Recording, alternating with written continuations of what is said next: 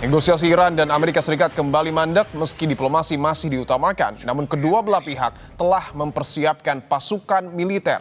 Lalu apakah Iran dan Amerika Serikat akan menahan diri di tengah permintaan Tiongkok untuk berhenti perang? Kita bahas bersama Marsma TNI Purnawirawan Agung Sasongkojati, pakar strategi PPAU alumni US Air War College, dan pakar intelijen Center for Intermestic and Diplomatic Engagement atau CIDE, Anton Aliabas. Pak Agung, Pak Anton, selamat petang semua. Selamat petang, Mas. Selamat petang. Baik, saya ingin ke Pak Agung terlebih dahulu. Setelah proposal Iran ini ditolak, Iran kembali menekan Amerika Serikat dan mengatakan bahwa militernya siap dalam mode tempur. Apakah pernyataan ini membuka peluang bahwa di Timur Tengah akan kembali perang terjadi antara Amerika Serikat dengan Iran? Mengenai soal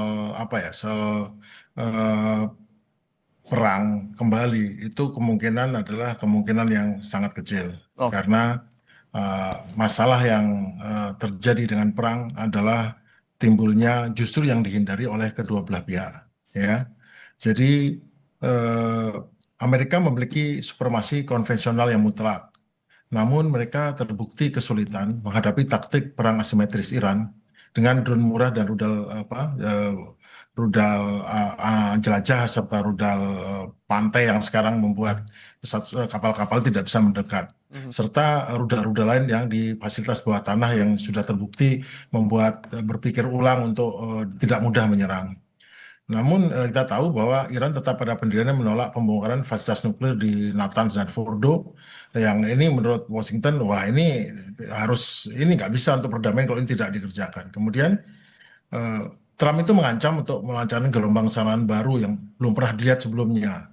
Namun sebetulnya militer Amerika sendiri mengakui bahwa sebetulnya masih banyak target militer yang belum bisa dihancurkan ataupun yang dihancurkan hanya target palsu. Karena dari New York Times juga dapat bocoran dari CIA bahwa sebetulnya 70% daripada rudal Iran itu masih utuh. Ya. Nah, kita lihat sisi lain, perang ini juga melibatkan China dan Rusia yang tentu tidak akan mendiamkan hal ini. Makanya kita akan melihat kunjungan Trump minggu depan. Dia akan melihat bagaimana China dan Rusia, apakah dia bisa melobi. Karena kalau dengan bantuan China dan Rusia, maka apapun yang dilakukan oleh Trump, seperti mengulangi lagi serangan-serangan jatuhnya lagi sama saja. Kalau kita menggunakan palu untuk memukul persoalan, maka hasilnya ya palu juga. Baik. Tidak ada. Dan Amerika sudah menggunakan blokade sebagai alternatif cara untuk menekan. Jadi saat ini menurut saya kelihatannya belum sampai titik di mana akan terjadi serangan kembali ataupun perang ini. Karena ini masih tit and tat untuk diplomasi dengan koersif militer. Oke, analisa dari Pak Agung bahwa perang itu peluang terjadinya sangat kecil di Timur Tengah, dan kita tahu juga bahwa syarat Iran ini tidak banyak berubah sebenarnya, yang kemudian tertuang di dalam proposal. Saya ingin ke Pak Anton, apakah kemudian artinya syarat-syarat yang kemudian diberikan oleh Iran ke Amerika Serikat, termasuk juga negosiasi, tujuannya hanya untuk mengulur waktu, untuk menyusun strategi, atau seperti apa Pak Anton? Ya enggak, gini Mas, satu memang kalau kita lihat nih tentang perang antara Iran dan Amerika Serikat ini sebenarnya jadi ada paradoks ya. Tadi disebutkan oleh Trump bahwa Trump itu Amerika Serikat itu memiliki kekuatan militer terbesar di dunia. Tapi kenyataannya kekuatan itu, superioritas itu tidak banyak bisa mengubah kenyataan yang terjadi di meja perundingan. Dan kata lain, dia tidak bisa memaksa Iran untuk bertekuk lutut. Itu kemudian menjadi paradoks. Itu yang satu. Kedua, bahwa namanya juga negosiasi. Walaupun tidak secara langsung, pertukaran ide, pertukaran proposal adalah lumrah. Jadi bagaimana kemudian ada saling berbalas proposal itu kemudian terjadi ya sampai saat ini. Mulai dari 5, 10 dan terakhir sekarang 14 misalnya, sama-sama 14 poin gitu. Jadi itu yang kedua. Yang ketiga memang menjadi ada beberapa hal yang menjadi kunci ya dalam kenapa kemudian proses pertukaran proposal menjadi pelik. Satu, titik temu yang sulit kemudian dilakukan adalah misalnya soal nuklir. Yang satu ingin menghendaki semuanya diambil, dihentikan dengan durasi tertentu gitu. Yang satunya tidak. Belum lagi misalnya soal Selat Hormuz juga berbeda pendapat. Dan ketiga adalah soal reparasi. Reparasi ini tidak ada kejadian misalnya Amerika Serikat membayar reparasi. Tapi kan kemudian Iran mengotot untuk meminta reparasi. Dan ini yang kemudian jadi pelik perundingannya gitu. Jadi tapi bagi saya menyambung tadi pernyataannya Pak Agung, apakah perang di depan mata? Ya mungkin perangnya tidak lagi kayak dulu, tapi kemudian perang-perang kecil ya. Jadi perang terbatas, asli saling serangnya cuma hanya sebentar-sebentar gitu. Ya. Mungkin itu yang kemudian akan terjadi, Mas Dipo. Ya, dan negosiasi ini sebenarnya sudah dilakukan ya, Pak Anton berulang kali, termasuk juga rentang durasi ini sebenarnya sudah cukup lama. Melihat kerugian yang kemudian dialami oleh dunia, apakah membuka peluang Tiongkok dan juga Rusia untuk kemudian bergerak menjadi mediator untuk kedua negara atau seperti apa? Tapi memang saya melihatnya bahwa dua negara tadi yang disebutkan, baik Cina maupun Rusia itu sama-sama menikmati keuntungan sebenarnya, Oke. keuntungan dari perang ini. Kenapa? Karena sebelumnya mereka mendapat tekanan dari Amerika Serikat, tapi kini Amerika Serikat memiliki distraksi sehingga tekanan kepada mereka itu bergeser gitu, jadi berkurang gitu. Jadi Cina dalam hal ini tentu saja mendapatkan keuntungan. Kalau misalnya kita mau melihat nanti yang pertemuan dua hari lagi nih, tanggal 14-15 misalnya itu kan kunjungan pertama dalam 9 tahun ya Presiden Amerika datang. Dan sebenarnya kan perbincangan kan cuma 3T sebenarnya. Ada trade, ada teknologi dan kemungkinan ada Taiwan gitu. Tapi kemudian mungkin ada Iran yang akan masuk. Yang sebelum pertemuan bisa jadi kemudian yang sebelumnya Cina itu kan berada di belakang tidak ingin menunjukkan sikap yang proaktif berbeda dengan Rusia misalnya. Nah kini dia ingin maju ke depan terlihat dan ini saya pikir Cina akan memainkan peranan menawarkan mau difasilitasi sama saya atau tidak gitu karena apa? Karena Cina juga punya hubungan erat dengan Iran. Kenapa? Karena 53% misalnya minyak yang melintas Selat Hormuz untuk ke sana. Kedua, Oke. pasar dari minyak Iran itu yang paling besar ada di mana? Ada di Cina gitu. Nah itu. Rusia juga demikian. Rusia ikut menikmati bahkan saling tukar menukar teknologi itu adalah hal yang nyata yang bisa kita lihat. Jadi keduanya ini punya hubungan yang erat. Tapi saya melihatnya adalah bisa jadi kemudian Iran juga memanfaatkan kerjasama yang kuat dan mereka tidak hanya sekedar untuk backup veto, tapi juga untuk dapat mampu memberikan assurance karena assurance itulah yang kemudian tidak bisa didapatkan dari Pakistan. Kenapa Pakistan dengan Amerika Serikatnya agak jomplang powernya. Sementara kalau misalnya Amerika Serikat dengan Cina atau Amerika Serikat dengan Rusia itu cenderung setara. Jadi Ya. bisa jadi assurance atau jaminan itu bisa diberikan oleh Amerika Serikat kepada negara pihak ketiga dalam hal ini adalah Cina atau Rusia. Jadi saya Oke. melihat bahwa bisa jadi dua negara ini itu akan memainkan peranan yang cukup signifikan ataupun juga kita bisa lihat sebagai sebuah game changer. Apakah kemudian nanti misalnya pertemuan tanggal 14-15 itu berhasil mengubah konstelasi perang Iran Amerika Serikat atau tidak, Mas Oke, Ivo? saya ingin ke Pak Agung, analisa Anda, Pak Agung, terkait rencana pertemuan antara Donald Trump dan juga Xi Jinping ataupun antara Amerika Serikat dengan Tiongkok, apakah di momen itu nanti Tiongkok akan mulai menggunakan pengaruhnya terkait dengan apa yang kemudian terjadi di Timur Tengah?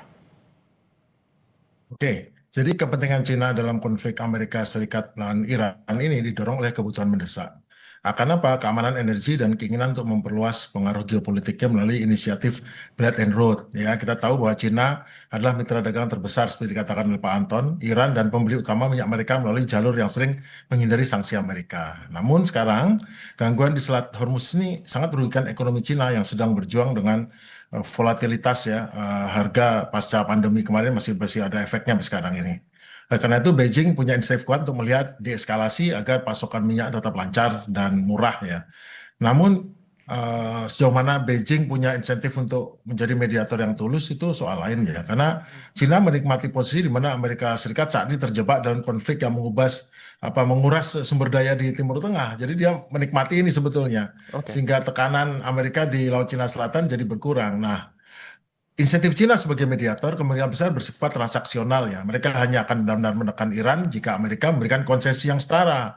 Masalah tarif dagang atau isu Taiwan. Karena Beijing ingin terlihat sebagai kekuatan perdamaian yang kontras dengan pendekatan militeristik Washington. Biar dilihat oleh dunia bahwa Cina beda dengan Washington. Namun di balik layar, mereka lebih senang sebetulnya mengamati situasi dengan kontrak minyak jangka panjang dengan harga diskon Teheran. Dengan imbalan perlindungan diplomatik di PBB yaitu hak veto seperti dengan Rusia. Nah, sebagai kesimpulan, Cina itu ibarat burung bangkai yang terbang di atas zona tempur. Mereka nggak mau ikut perang, tapi ambil sisa-sisanya. Jadi, Oke. Beijing sedang merusak hegemoni Amerika dengan menawarkan Pax Sinica untuk menggantikan Pax Americana di beberapa bagian dunia. Tidak di dunia Barat, tapi di dunia lainnya pilihannya adalah mari ikut Pax Sinica. Jadi imporiumnya Cina melalui damai, melalui perdagangan, bukan bom. Jadi Cina tidak punya insentif untuk menjadi mediator jujur. Oke. Mereka mau jadi mediator yang diuntungkan. Inisiatif mereka adalah minyak murah. Semakin Iran ditekan Amerika, semakin murah harga minyak yang dijual ke Cina. Dia akan pura-pura membantu Trump, tapi aslinya mereka sedang memperkuat cengkeraman ekonomi di Teheran. Cina adalah akan memantau dari kejauhan, dia cari apa yang menguntungkan bagi dia, dan jadi dia betul-betul tidak betul-betul jadi perdamaian. Kalau perdamaian itu menguntungkan, baru dia. Kalau tidak damai itu lebih untung bagi dia. Itu aja. Oke. Oke, saya ingin tanyakan ke Mas Anton. Artinya ini cukup menarik ketika Tiongkok sebenarnya meminta agar perang ini dihentikan, tetapi justru analisa Pak Agung dan Pak Anton ini melihat bahwa Tiongkok justru meraih keuntungan juga sebenarnya dari perang ini. Pertanyaan saya, kalau memang kondisi seperti ini, negosiasi akan tarik ulur sampai kapan, Pak Anton? Ya, kalau negosiasi tarik ulur sampai kapan? Sampai kemudian apa namanya? Mereka sebenarnya lelahnya seperti apa itu satu gitu. Karena kan itu menjadi penting kalau ada kelelahan. Kedua, seberapa besar kemudian tekanan yang datang ke mereka. Itu Oke. yang kedua. Karena bagi saya apa namanya? Kebuntuan perang ini itu menunjukkan ada indikasi dimulainya pergeseran tatanan internasional. Kenapa? Karena kemudian baik Cina maupun Rusia sama-sama memanfaatkan kegagalan Washington untuk memperluas pengaruh mereka di kawasan gitu. Itu yang bagi saya menjadi penting. Kenapa? Karena kemudian misalnya sekutu-sekutu terdekat mereka, ada misalnya ada Arab Saudi, Pakistan, udah mulai main dua kaki. Gitu. Ini kan menjadi penting. Anda tahu seperti kita bicara misalnya negara di kawasan Timur Tengah, Arab Saudi cukup dominan. Tapi bagaimana kemudian ada perpecahan misalnya antara Uni Emirat Arab dan Arab Saudi terkait OPEC misalnya. Lalu juga dengan Pakistan. Ada kabar terakhir bahwa ada pesawat-pesawat tempur milik Iran kemudian disimpan Ya. menggunakan fasilitas Pakistan misalnya. Itu kan menjadi penting. Bagaimana kemudian sekuat apa kemudian Amerika Serikat bisa memaintain kondisi geopolitik yang favor buat mereka, bukan favor kemudian buat Cina pasca dari konflik ini. Ini yang Oke. kemudian bagi saya menjadi krusial. Mau langsung, mau lambat atau tidak, apa namanya, mau cepat atau lambat, kemudian bisa jadi pengaruh Amerika, dominasi Amerika di kawasan ini mulai bergeser cenderung ke arah Cina gitu. Jadi Oke. saya kalau misalnya mau sampai kapan ya sekuat apa, dan masalahnya kan Amerika Serikat juga, apalagi Trump ini kan berhitung dengan waktu, bagaimana dia bisa mendapat sebuah kemenangan yang itu bisa terukur, karena ini akan digunakan sebagai bahan kampanye di pemilu setelah nanti di November. Ini yang selalu dikejar oleh Trump, bagaimana kemenangan itu kemudian secara kasat mata itu bisa dilihat diukur. Salah satunya apa? Salah satunya adalah dengan perjanjian damai yang ini yang coba untuk dikejar dan dikebut oleh Trump. Tapi di sisi lain Iran itu tahu bahwa waktu itu berpihak sama dia. Saya makin Ya. lama mendidik, sebenarnya yang lebih banyak butuh itu Trump, bukan saya. Saya sudah lama disanksi dan lain-lain. Ini yang kemudian Iran cukup percaya diri, apalagi ditambah dengan adanya Cina dan adanya Rusia di belakang Iran. Itulah kenapa kemudian Iran berani untuk menggunakan strategi buying time, dan itu juga apply dengan perang asimetris yang berlaku sekarang. Oke, baik. Saya ingin ke Pak Agung bahwa sebelumnya Presiden Donald Trump juga menyebut militernya ini bisa dikatakan yang terbaik dan juga sudah ada sebenarnya sejumlah ultimatum atau mungkin ancaman kepada Iran. Tapi apakah melihat analisa dari Pak Agung dan juga Pak Anton, artinya apa yang kemudian disampaikan oleh Trump ini hanya sekedar ancaman saja, hanya sekedar gertak sambal atau seperti apa, Pak Agung?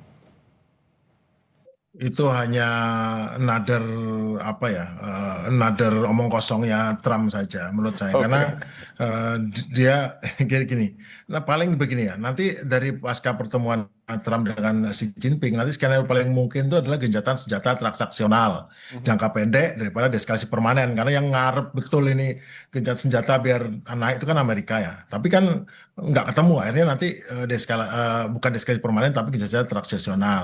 Cina, Oke. skenario pertama itu Cina mungkin setuju untuk menggunakan pengaruhnya membujuk Iran membuka kembali Selat Hormuz dengan imbalan pelonggaran sanksi teknologi perusahaan Cina seperti Huawei, penghapusan sebagian tarif impor, dan sehingga memberikan kemenangan politik cepat bagi Trump sehingga bisa bilang sebelum pemilu serta stabilitas energi bagi Xi Jinping, dan tentu Iran juga senang ya dapat banyak insentif dari situ. Ya, Nah, yang baik. kedua lebih suram ya. Jadi selanjutnya dikit, pertemuan itu buntu di mana Cina memanfaatkan situasi memperkuat pengaruh geopolitiknya dengan mendukung ekonomi Iran lewat pembayaran non-dolar, Oke. mempercepat proses di dolar dan memperlemah instrumen ekonomi Amerika. Cina tidak akan mendorong deeskalasi, melainkan mereka terus berdarah di Timur Tengah bahwa era unipolar sudah berakhir. Akhirnya, keputusan ini akan bergantung pada seberapa besar sakit ekonomi dalam negeri Cina akibat harga minyak tinggi dibandingkan keuntungan strategis melemahkan hegemoni Amerika. Tapi Baik. yang paling jelas, Amerika yang akan berdarah-darah dan Trump kemungkinan akan mengalami masalah besar dengan karir politiknya dan Republik juga yang pendukungnya. Oke, saya ingin ke Pak Anton. Ada pernyataan Pak Agung yang menarik bahwa ancaman ataupun ultimatum Presiden Amerika Serikat Donald Trump disebut sebagai gertak omong kosong. Anda sepakat dengan pernyataan ini, Pak Anton? Iya, dan itu kan sebenarnya yang berulang kali dilakukan oleh Trump. Kalau misalnya dalam kajian itu dibilanglah diplomasi koersif. Dia ingin berdiplomasi, tapi kemudian ada nada ancaman gitu. Dan itu memang dilakukan. Walaupun juga misalnya kita bisa lihat ada sejumlah laporan, misalnya ada sorti pesawat sudah mulai banyak gitu. Termasuk juga misalnya untuk fuel ya, jadi karena bahan bakar gitu. Jadi karena bagaimanapun juga kalau misalnya ini nanti akan melakukan serangan, apalagi misalnya Israel sudah disebutkan sudah mengajukan proposal untuk melakukan serangan kembali dalam 2-3 minggu gitu, panjang 2-3 minggu untuk menyerang Teheran gitu ya. Tentu saja bahan bakar menjadi kunci. Jadi Ya. ada sejumlah laporan bilang ada sorti pesawat yang udah bolak-balik di kawasan Timur Tengah cukup tinggi. Tapi kan problemnya adalah ketika misalnya untuk melakukan serangan itu kan butuh dukungan dari negara-negara kawasan, termasuk juga penggunaan ruang udara. Misalnya Riyadh dalam hal ini Arab Saudi itu udah memberi sinyal main dua kaki, udah main aman. Dia sempat untuk kemudian melarang, tapi kemudian ada laporan yang kemudian